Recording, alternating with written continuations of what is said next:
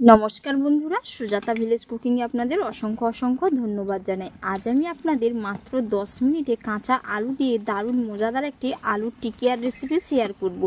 এর জন্য পুরো রেসিপি দেখতে থাকুন, আশা করি আপনাদের খুবই ভালো লাগবে। সাথে যদি চ্যানেলের নতুন বন্ধু হয়ে থাকেন অবশ্যই চ্যানেলটি সাবস্ক্রাইব করে নেওয়ার অনুরোধ থাকলো।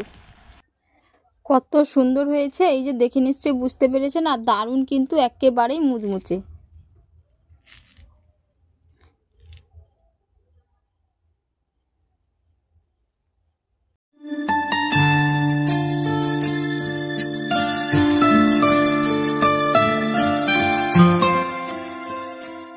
আজকের আলু টিকিয়া বানানোর জন্য এখানে আমি দুটো আলু নিয়েছি।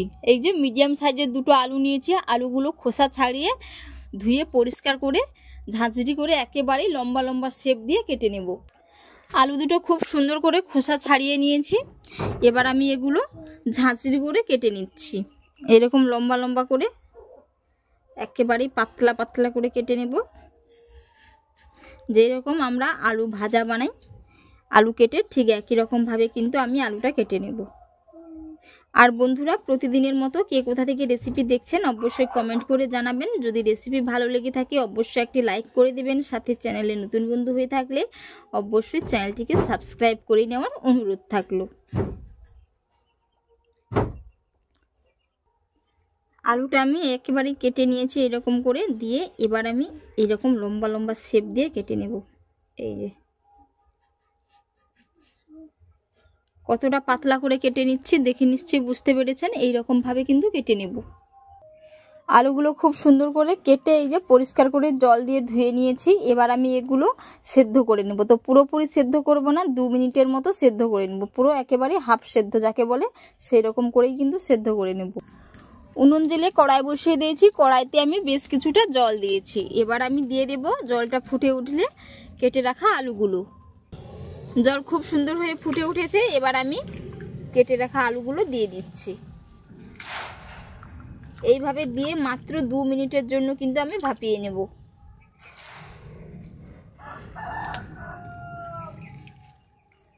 এর মধ্যে কোনো লবণ দিলাম না। 2 মিনিট হয়ে গেছে। এবার আমি দেখে নেব। এই যে আলুটা খুব সুন্দর করে কিন্তু হাফ সেদ্ধর মতো হয়ে গেছে। এবার আমি এটা তুলে জলটা ঝরিয়ে একেবারেই ঠান্ডা করে নেব।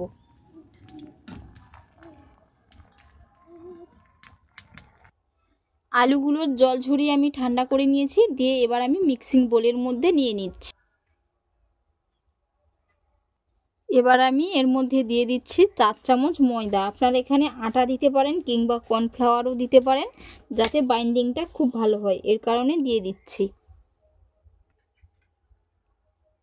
এবার দিয়ে দেব পরিমাণ মতো লবণ, হাফ চামচ জোয়ান দিয়ে দিচ্ছি। এবার আমি এগুলো ভালো করে মাখিয়ে নেব। হাত দিয়ে মাখিয়ে নিচ্ছি যাতে মাখানোটা খুবই ভালো হয়।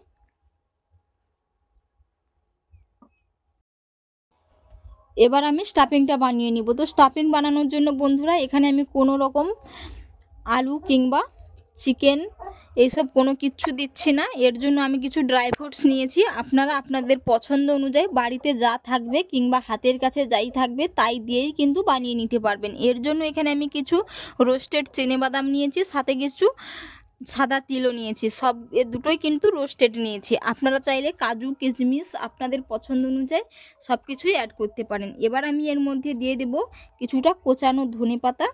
এবার দিয়ে দেব কিছুটা কাঁচা লঙ্কা কুচিয়ে নিয়েছি একই রকমভাবে। এবার দিয়ে দিচ্ছি এর মধ্যে একটি মিডিয়াম সাইজের পেঁয়াজ কুচি করে নিয়েছি। আর আপনারা যদি নিরামিষভাবে বানাতে চান তাহলে পেঁয়াজটা এখানে স্কিপ করতে পারেন। এছাড়াও আপনাদের পছন্দ অনুযায়ী আরও কিছু আপনারা এখানে সবজিপাতিও অ্যাড করতে পারেন। এবার এর মধ্যে কিছুটা লবণ দিয়ে দেব। লবণ দিয়ে খুব ভালো করে মিশিয়ে নিচ্ছি। আর বন্ধুরা, এর মধ্যে আমি কিন্তু কোনো রকমের মশলার ব্যবহার করছি না। এই যে স্টাফিংটা বানানো হয়ে গেছে, এবার আমি ভরে নেব। এইদিকে আমি স্টাফিংটা তো বানিয়ে নিয়েছি। এবার আমি আলুগুলো নিয়ে নেব। এইরকম করে নিচ্ছি প্রথমে, দিয়ে এবার আমি এর মধ্যে স্টাফিংটা ভরে নেব।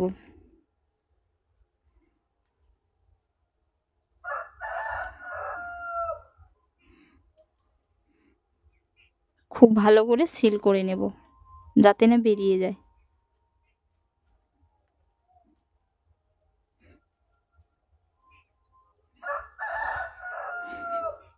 দিয়ে হাত দিয়ে চেপে দিচ্ছি।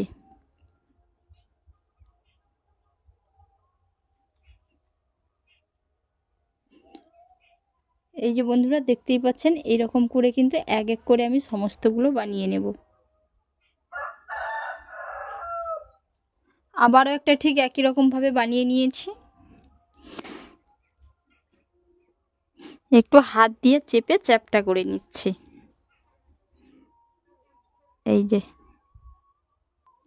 এক এক করে সমস্ত স্ন্যাক্সগুলো বানিয়ে নিয়েছি। আপনারা এগুলো স্ন্যাক্সও বলতে পারেন কিংবা টিকিয়াও বলতে পারেন। তো এবার আমি এগুলো কড়াইতে তেল দিয়ে ভেজে নেব। একেবারেই ডিপ ফ্রাই করতে পারেন কিংবা তাওয়াতে তেল দিয়ে অল্প তেলেও ভেজে নিতে পারেন। কড়াইয়ের মধ্যে আমি তেল দিয়েছি, তেলটা খুব ভালো করে গরম করে নেব। তেল গরম হয়ে গেছে, এবার আমি তেলের মধ্যে স্ন্যাক্সগুলো দিয়ে দিচ্ছি। আর বন্ধুরা স্ন্যাক্সগুলো দেওয়ার পরে কিন্তু চুলার ফ্লেমটাকে লো টু মিডিয়ামে রেখে ভেজে নেব। সমস্তগুলো একসাথে দেব না, তিনটে তিনটে করে ভেজে নেব।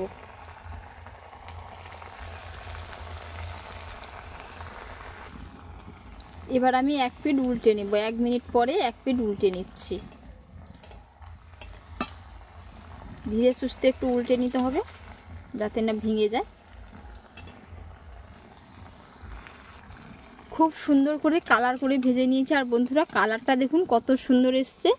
এইরকম গোল্ডেন কালার করে ভেজে তুলে নিতে হবে। তো ভাজা হয়ে গেছে, এবার আমি এগুলো তুলে নেব। বাকিগুলো ঠিক একই রকমভাবে কিন্তু ভেজে নেব।